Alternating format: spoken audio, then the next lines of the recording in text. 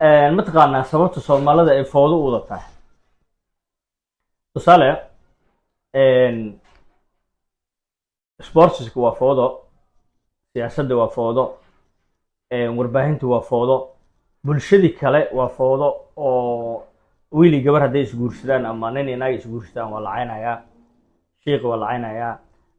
dadka madadaalada ka shaqeeya sidii fanaaniintii iyo mujaajiliistayaashii abwaanada waa lacaynayaa wax la deynayo ma jirto marka sababta mataqaanaa sababta waxaa waaye soomaalida istareexa ka maqan nolosha waxay leedahay istareex inuu qofka ku kifaaxo noloshiisa oo farxad qaato oo mar walba ay farxadda ay ka badnaato murugada laakiin soomaalida taas maaha waxa keenaya marka waxaa waaye carruurta markii la korinayo dunida kale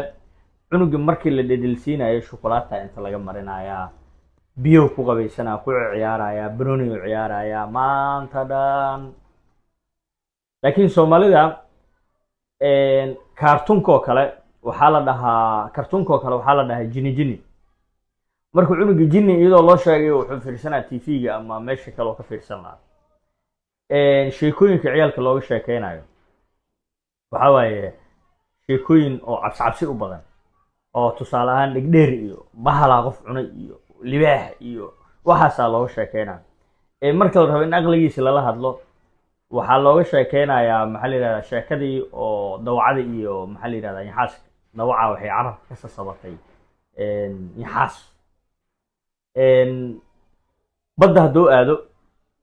waalidkiis badda uma wadaayaan badda hadduu aadona waa la dilaa haddoo soo dabaasho waa la dilayaa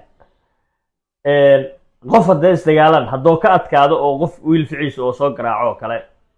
waa la garaaca waxaa la leeyahay see wiil faca ku garaaci karaa adoo intaa leeg haddii aa ka adkaato oo wiil faca aa garaacdinne waa lagu garaaca waxaa lagu leeyahay ciyaalka islaameed maxaa u dilay ma fahanti marka istareexa dhanaa ka maqan cunuga asoo wareersan oo koraya markuu koro asigoo wareersan oo bulshadiina soo dhex galo wax kastaa ka qasmaayo ma fahanti